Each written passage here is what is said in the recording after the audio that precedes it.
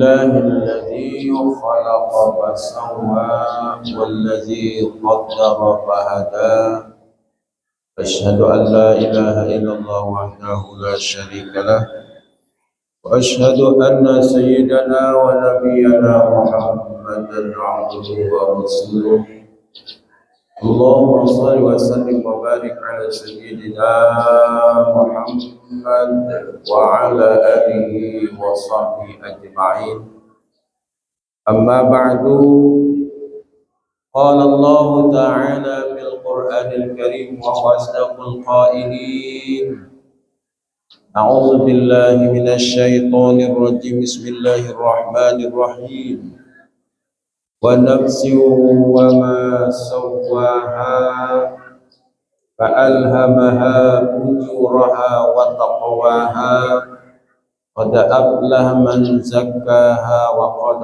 خاب من دساها صدق الله العظيم. Quran surah Asy-Syams ayat 7, 8, 9, 10. Bapak Ibu hadirin hadirat kaum muslimin kaum muslimat jamaah salat pada subuh yang dimuliakan Allah, yang dirahmati oleh Allah, yang saya hormati. Bersyukur kita kepada Allah Subhanahu wa taala atas nikmat-nikmat yang Allah berikan, yang nikmat itu tiada terhitung, tiada terhingga, tiada terbatas. Maka patutlah kita mentakzimkan, mengagungkan Allah dengan kalimat tahmid alhamdulillahirabbil alamin. Selanjutnya bersalawat dan salam pada Nabi kita Muhammad sallallahu alaihi wasallam. Allahumma shalli wa sallim wa barik ala sayyidina Muhammad wa ala alihi wa sahbihi ajma'in.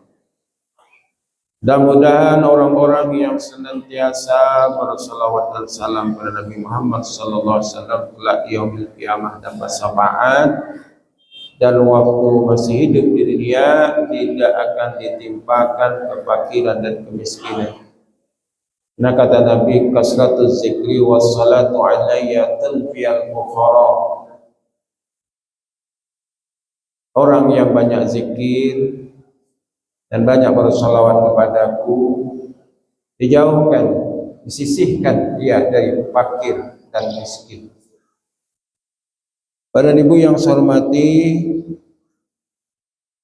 kenapa orang ada yang selalu berbuat maksiat? Kenapa tidak baik saja manusia? Karena memang dalam penciptaan manusia Allah membekali dua bekal, yang bekal itu saling kontra, yakni sifat fujur dan sifat takwa. Nah, sifat fujur inilah yang disebut dengan bermaksiat. Sifat takwa itu baik. Kalau malaikat itu Allah ciptakan memang takwa saja baginya, tidak ada sifat fujur tadi. Dalam Al-Quran yang saya bacakan tadi surah Asy-Syams ayat 7 dan 8, wa nafsin wa ma sawwaha, demi jiwa dan segala kesempurnaan ciptaan Allah, fa alhamaha fujuraha wa taqwaha, maka Allah mengilhamkan sifat fujur dan sifat takwa. Jadi memang Allah yang mengilhamkan itu. Apa itu fujur? Seluruh sifat-sifat maksiat, sifat-sifat yang buruk, itu kesimpulannya fujur namanya. Al-fujura min akhlaqis sayyi'ah. Di fujur itu semua sifat-sifat yang buruk disebut dengan fujur. Sedangkan segala yang kebaikan-kebaikan akan berujung kepada takwa.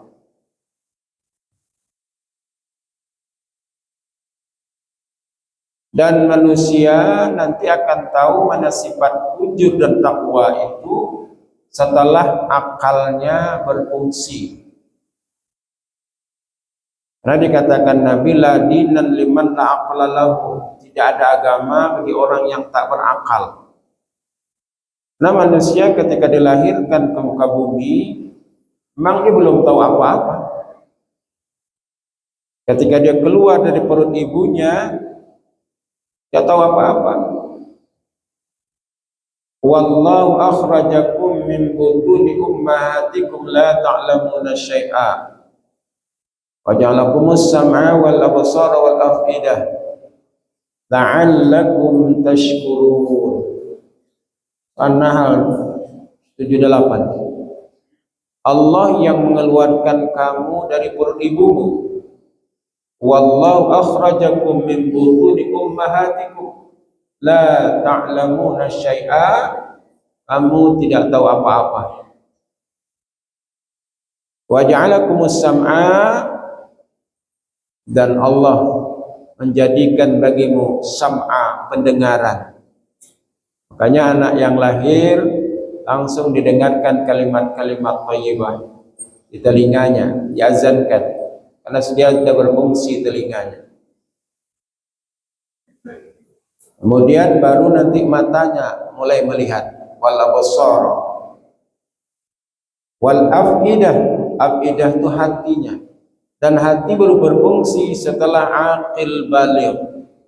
Kalau waktu bayi, waktu balita, itu apa saja kita dengarkan kepadanya merekam saja dia, dan apa yang kita lihatkan kepadanya dia tidak bisa memilih mana yang boleh dilihat, mana yang tidak, mana yang boleh didengar, mana yang boleh tidak didengar. Nah, setelah hatinya berfungsi, disitulah ada pendidikan. Setelah ada pendidikan, baru dia mengenal mana nanti sifat yang fujur itu, mana yang sifat takwa. Dididik dengan ilmu agama. Nah, barulah dia, oh ini rupanya yang sifat fujur itu. Apabila bersama yang fujur pada dirinya, dominan fujur dalam dirinya, di manusia tidak akan baik. Tapi kalau sudah mulai menipis sifat fujurnya dan menebal sifat takwanya, insya Allah manusia ini akan membaik. Bila sifat takwanya yang bersemayam di dirinya, maka dia adalah orang yang beruntung hidup. Inna akramakum indallahi atqakum. Sungguhnya yang paling mulia di antara kaum Allah adalah orang yang takwa. Maka saking pentingnya diingatkan takwa itu, setiap hari Jumat khatib di khutbah dia akan mengingatkan, usikum wa nafsi bi taqwallah faqad fazal muttaqun.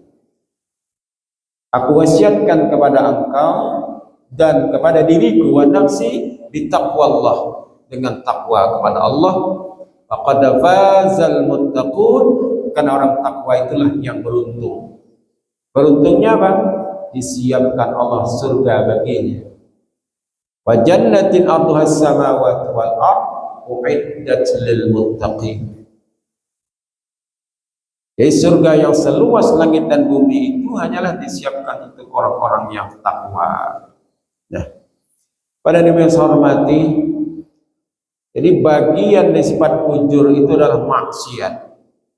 Dan maksiat itu selalu dibagi dua. Ada pula maksiatnya zahir, ada pula maksiat yang batin. Mana lebih besar dosanya maksiat zahir dengan maksiat batin?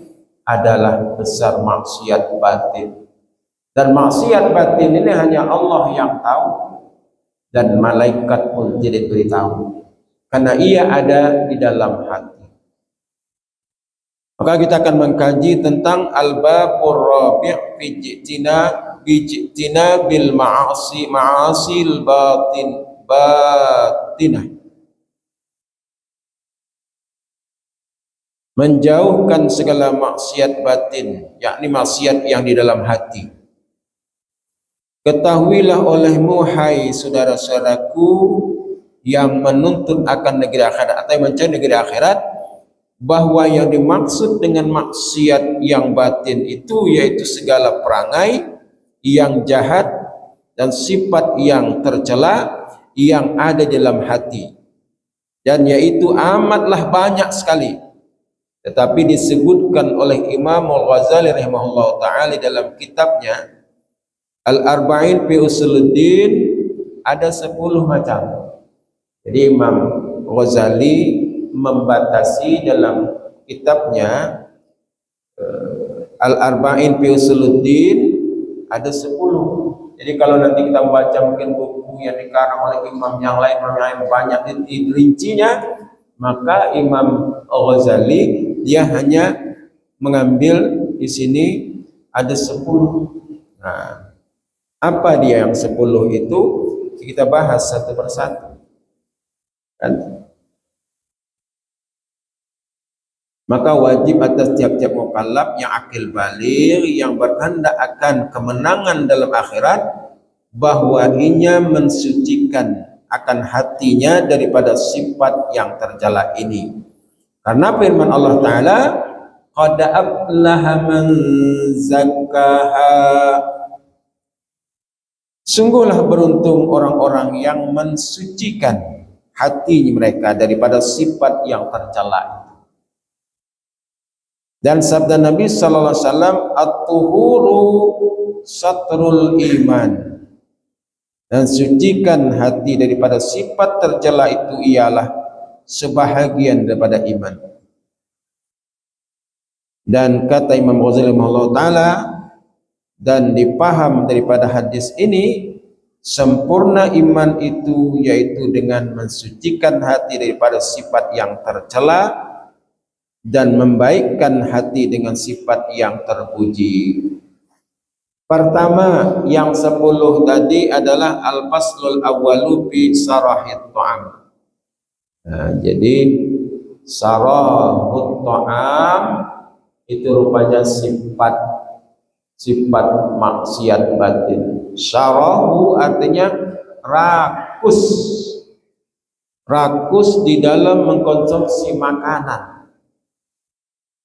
Jadi kalau kita makan itu rakus, banyak itu kan aplikasi dari adanya nafsu. Jadi nafsu itu kan tak nampak di dalam hati, cuman dilihat dari zahirnya dia memang rakus, dan rakus itu sendiri adalah termasuk ya sifatnya maksiat di dalam batinnya.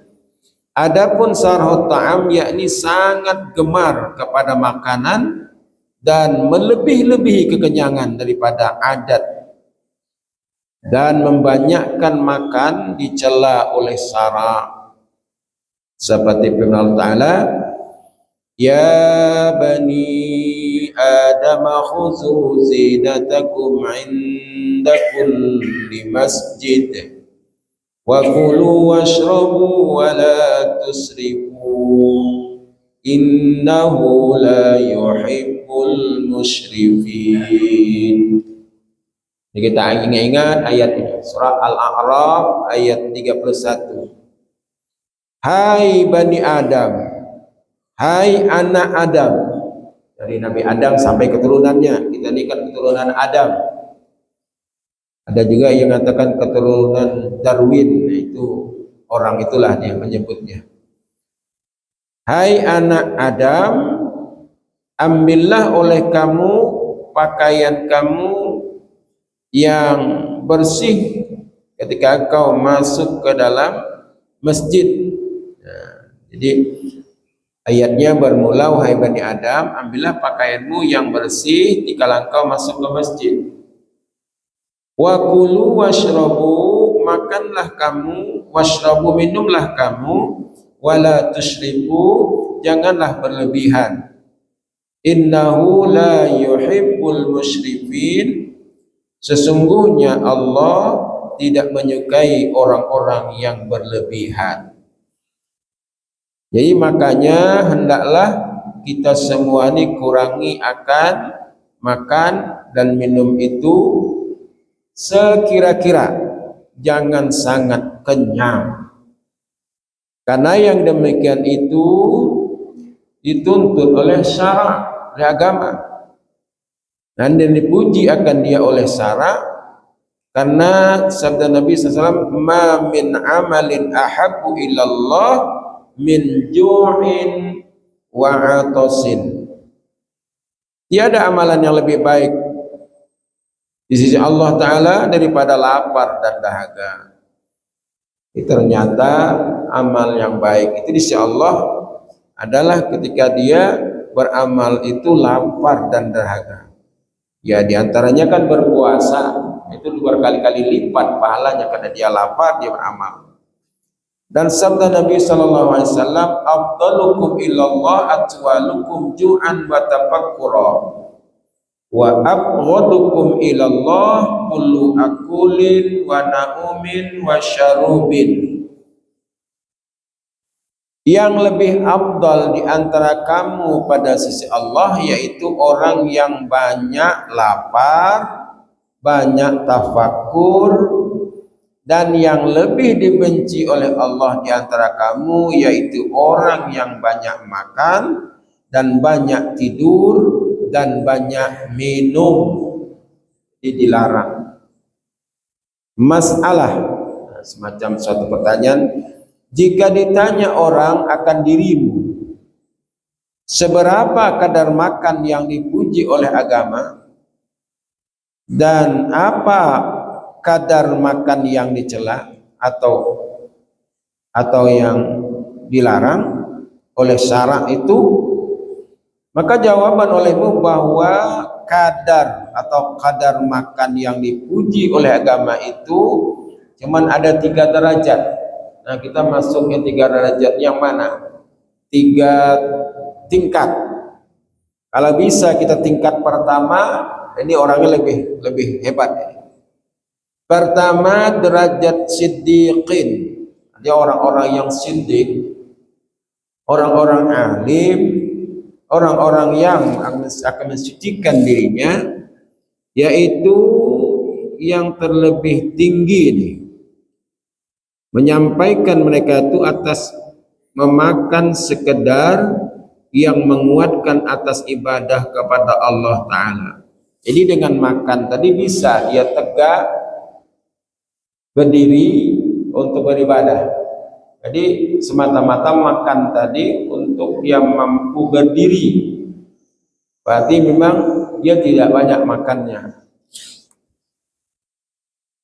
Itu derajat yang siddiqin. Jadi kita saja berpikir lagi, aku ini termasuk orang yang siddiqin atau yang mana gitu kan. Siapa pernah ini orang makan, kenapa Pak sedikit makan? Apa katanya?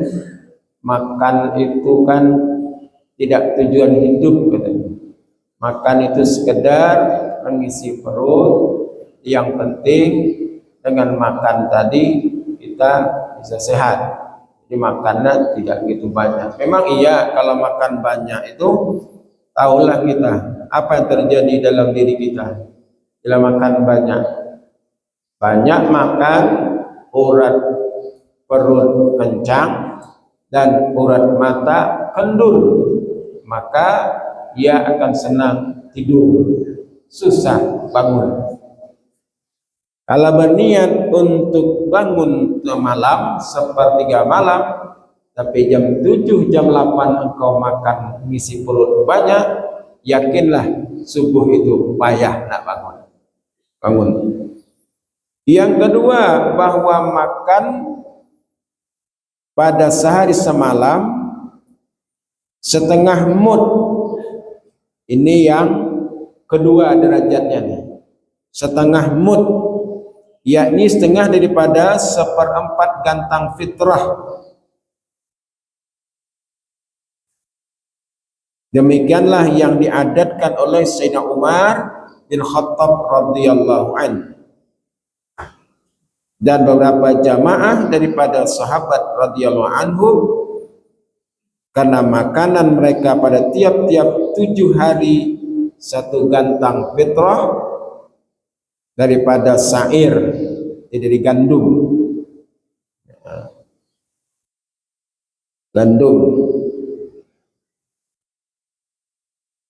Jadi kalau kita disuruh makan di sini ada setengah mud, berarti sekitar 3 on.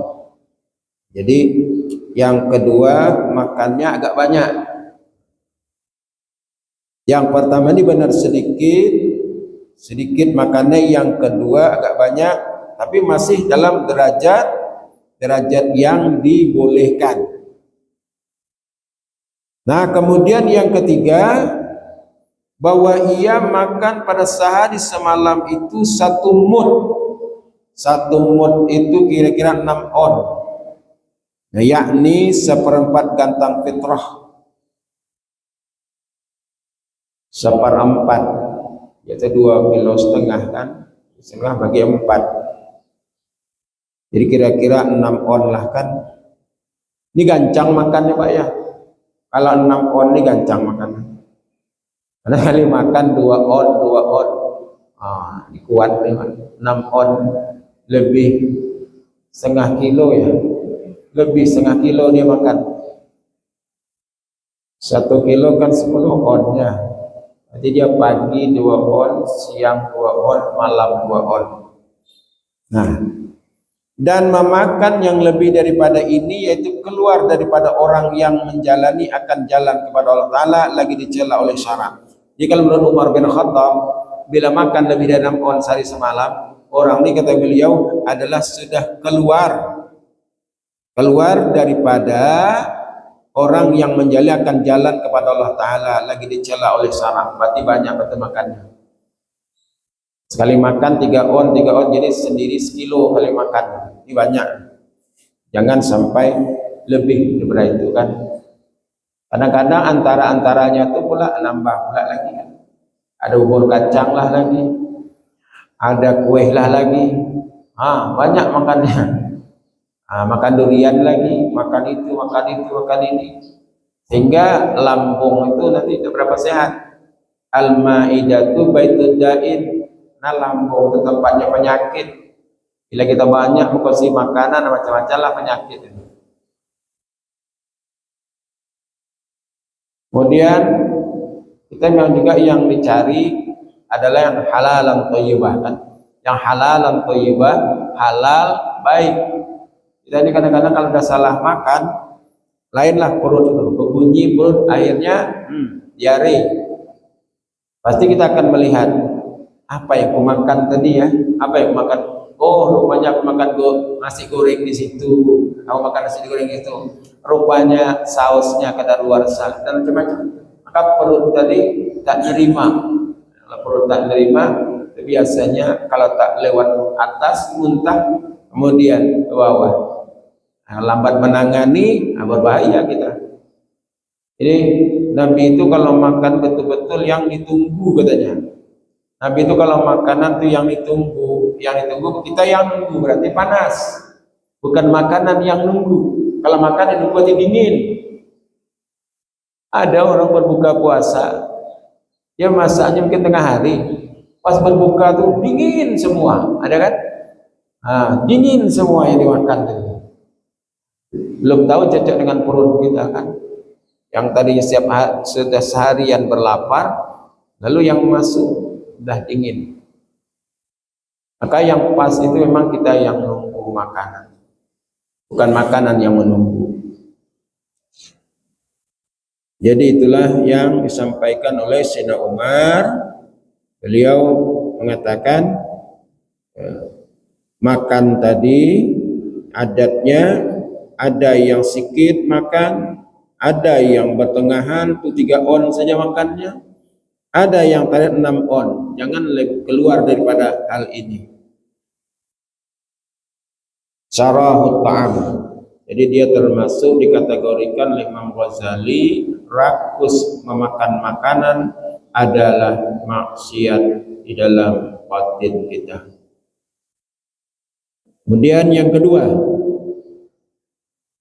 kedua al-faslus tsani fi sarahil kalam. Nah, pasal yang kedua menyatakan gemar kepada membanyakkan perkataan. Dia orang banyak berpandir yang tentu arah, banyak berpandir tapi tidak tentu arahnya. Nah, adapun sarahul kalam yakni sangat gemar kepada membanyakkan perkataan, banyak bercakap, yaitu dicela oleh syarak.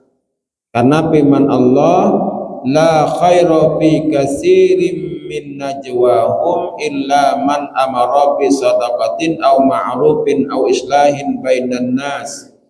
Quran surah An-Nisa ayat 114. Jadi ukuran kita kalau mau bercakap, pepandir bersama kawan, ini yang kita ingat ayatnya, la khaira fi katsirin min najwahum illa man amara bi shadaqatin aw ma'rufin aw islahin bainan nas.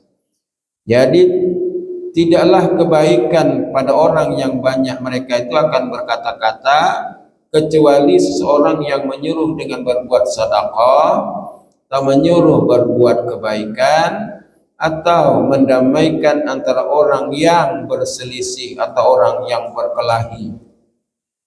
Boleh banyak bercakap, cuman dalam Al-Quran sebutkan 3. Amara bisadaqatin, mengamarkan, memerintahkan orang supaya mau mengeluarkan zakat, mau ia bersedekah.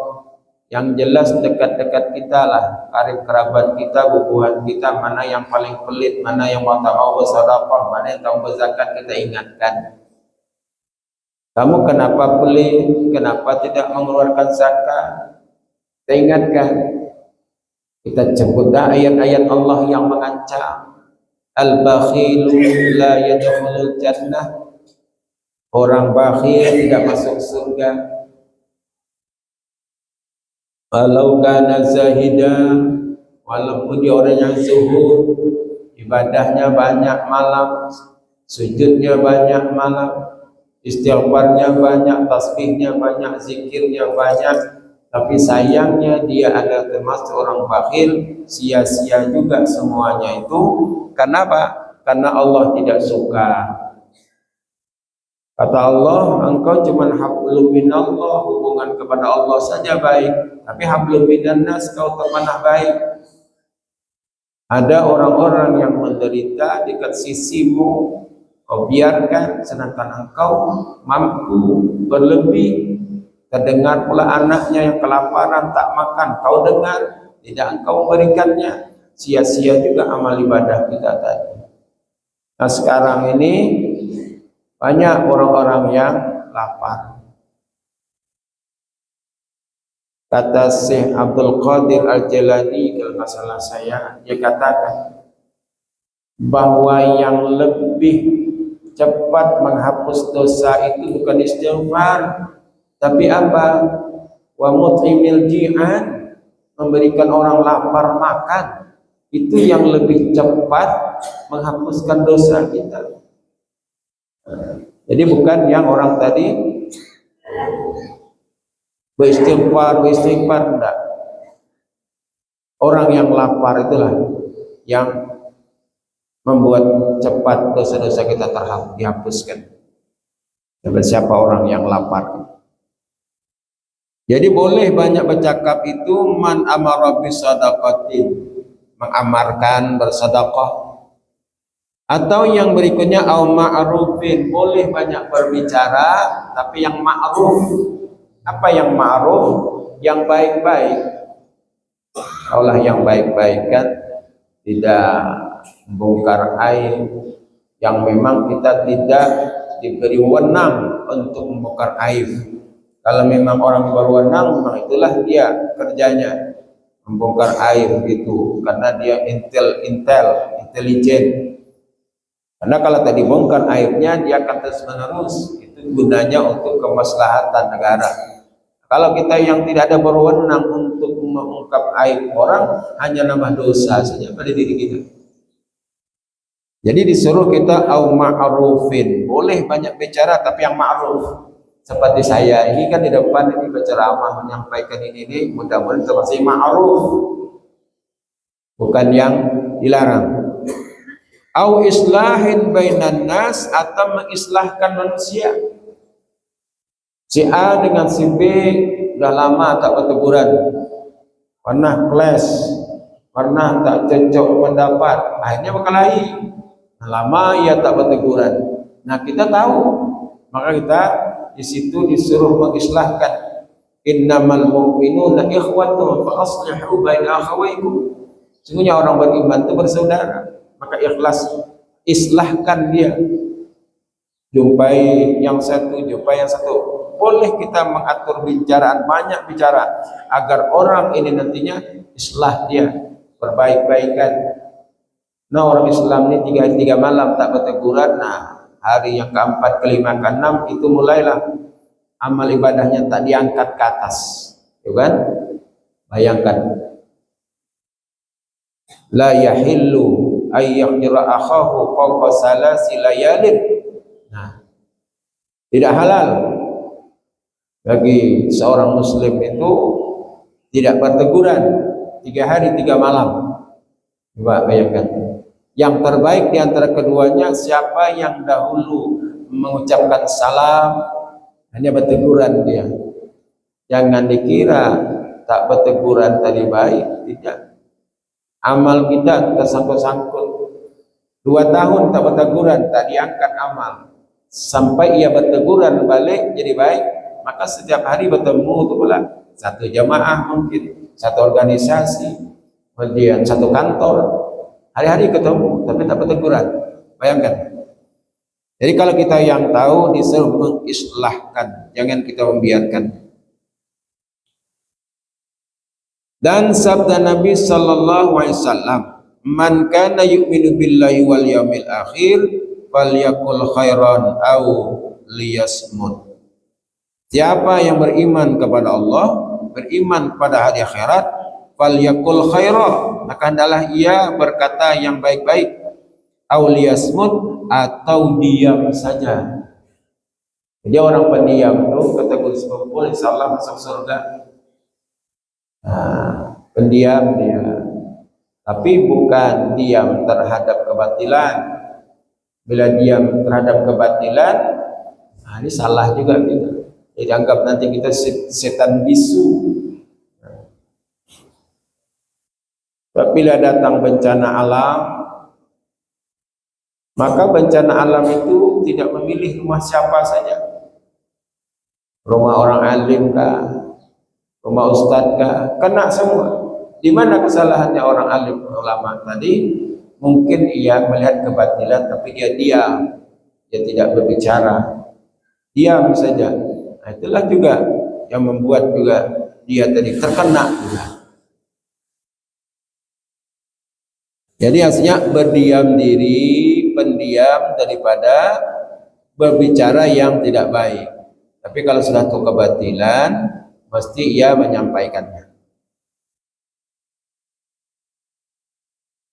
Dan sabda Nabi sallallahu alaihi wasallam, "Man kasura kalamu kasura saqatuhu, wa man kasura saqatuhu kasura zunubu, wa man kasura zunubu kana an-naru aula bih." Man kasura kalamuhu, siapa yang banyak bercakap, kata Nabi, kasura saqatuhu, banyaklah salahnya ia. Wa man kafara waman kasura saqatuhu kasura zunubuhu, siapa yang banyak salahnya itu banyak pula dosanya. Waman kasura zunubuhu kana an-naru aula bih, siapa yang banyak dosanya tentu neraka pula lah tempatnya. Ini adalah dalam kehati-hatian berbicara kan. Bila banyak cakapnya itu katanya banyak dosanya. Ini bagi siapa? Bagi yang tidak berhati-hati. Pada yang dihormati, mungkin 2 ini saja yang kita sampaikan dulu, bahwa bermaksiat batin kepada Allah, pertama sarahul ta'am, yang kedua sarahul kalam.